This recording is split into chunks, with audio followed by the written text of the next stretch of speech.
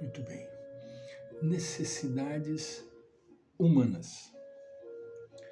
O ser humano estabeleceu como necessidades próprias da sua vida aquelas que dizem respeito aos fenômenos fisiológicos, com toda a sua gama de imposições, como por exemplo, alimentação, habitação, agasalho, segurança, reprodução, bem-estar, posição social, enfim. Poderíamos denominar essas necessidades como imediatas ou inferiores, sob o ponto de vista psicológico e ético estético. Inevitavelmente, a conquista dessas necessidades não planifica integralmente o ser e surgem aquelas outras de caráter superior, que independem dos conteúdos palpáveis imediatos: a beleza, a harmonia, a cultura, a arte, a religião, a entrega espiritual. Toda herança antropológica que situa nos automatismos básicos da sobrevivência no corpo, na luta com as demais espécies, na previdência mediante armazenamento de produtos que lhe garantam a continuação da vida, na procriação e defesa dos filhos, da prosperidade, para que pudesse prosseguir em garantia, tornou-se belicoso e desconfiado, desenvolvendo o instinto de conservação desde o aprimorar do olfato até a percepção intuitiva do perigo. Desenhadas no seu mundo interior, essas necessidades básicas, indispensáveis à vida, entrega-se a uma luta incessante, feita muitas vezes de sofrimentos, sem termos, por lhe faltarem reflexão e capacidade de identificação do real e do secundário.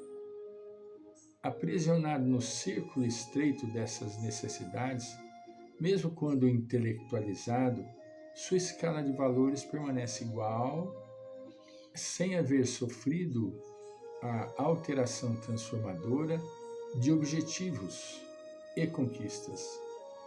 Todas as suas realizações podem ser resumidas nesses princípios fisiológicos inferiores de resultado imediato e significado veloz. Atormenta-se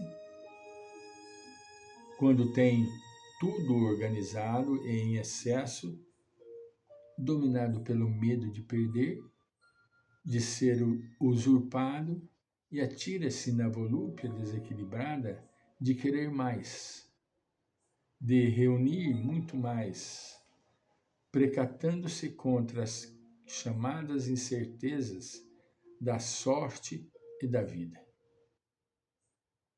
Se experimenta carência às chamadas incertezas da sorte e da vida,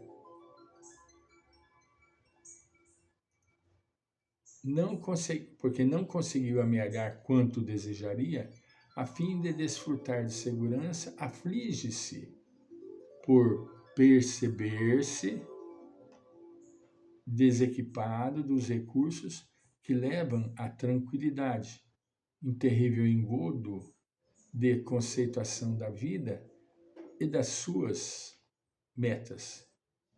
Ninguém pode viver, é certo, sem o mínimo de recursos materiais, uma existência digna, social e equilibrada. Mas esse mínimo de recurso pode atender e sustentar outros valores psicológicos superiores, que situam o ser acima das circunstâncias oscilantes do ter e do deixar de ter. A grande preocupação deverá ser de referência a como conduzir-se diante dos desafios da sua realidade, não escogitada como essencial para a própria autoidentificação, autorrealização integral. A luta cotidiana produz resultados imediatos que contribuem para atender às necessidades básicas da existência, mas é indispensável alongar-se na conquista de outras importantes exigências da evolução, que são as de natureza psicológica e transcendem lugar, situação, posição ou poder. Isto é importante. Não vai ser suficiente nós somente preenchermos as lacunas das nossas exigências materiais. Não vai ser suficiente. Que vai chegar um momento que nós vamos sentir a carência, a necessidade.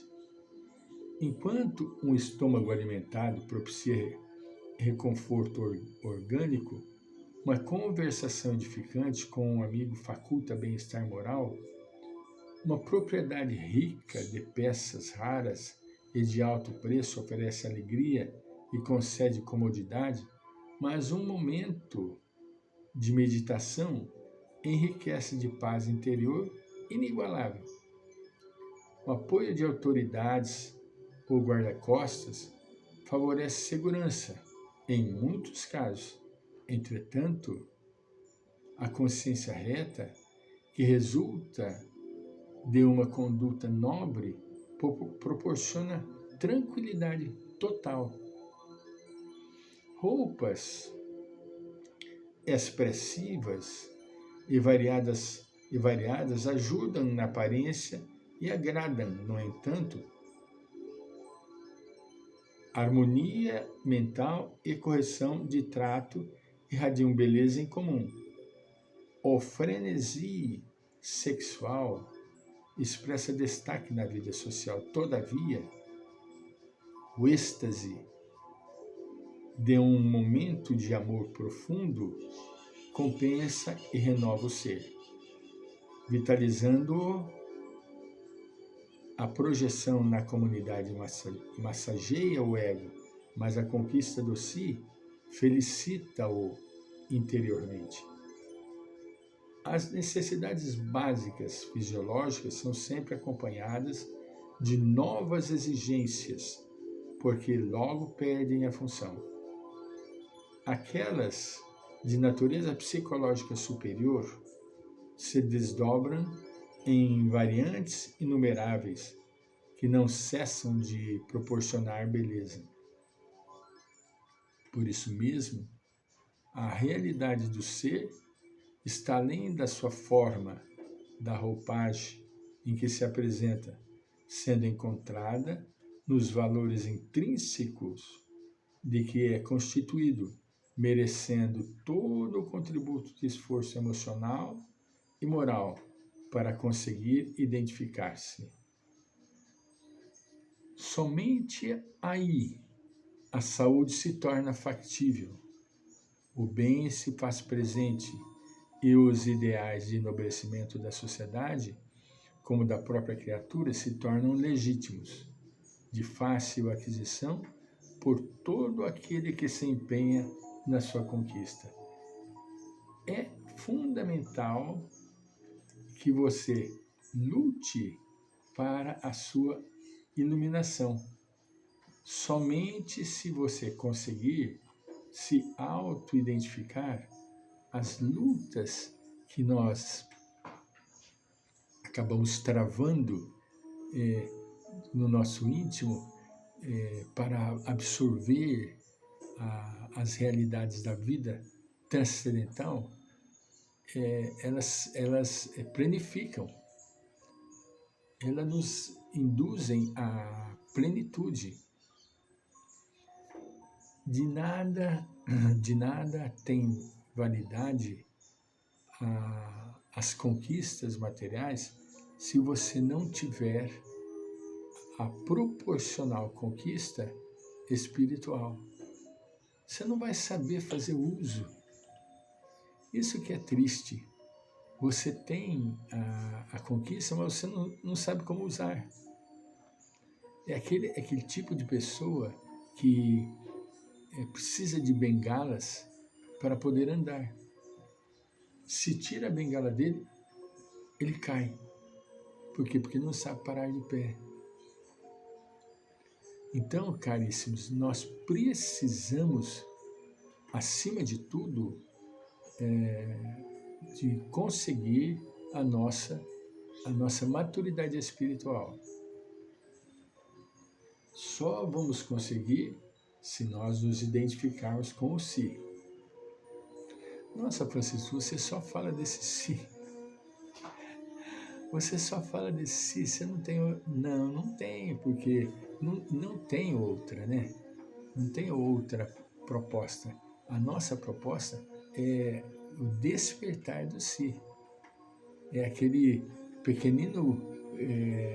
pequenina semente que se encontra depositada no íntimo de cada um de nós. E nós só vamos desabrochá-la depois que nós conseguimos abrir os olhos e identificarmos as necessidades da nossa vida espiritual. Voltaremos.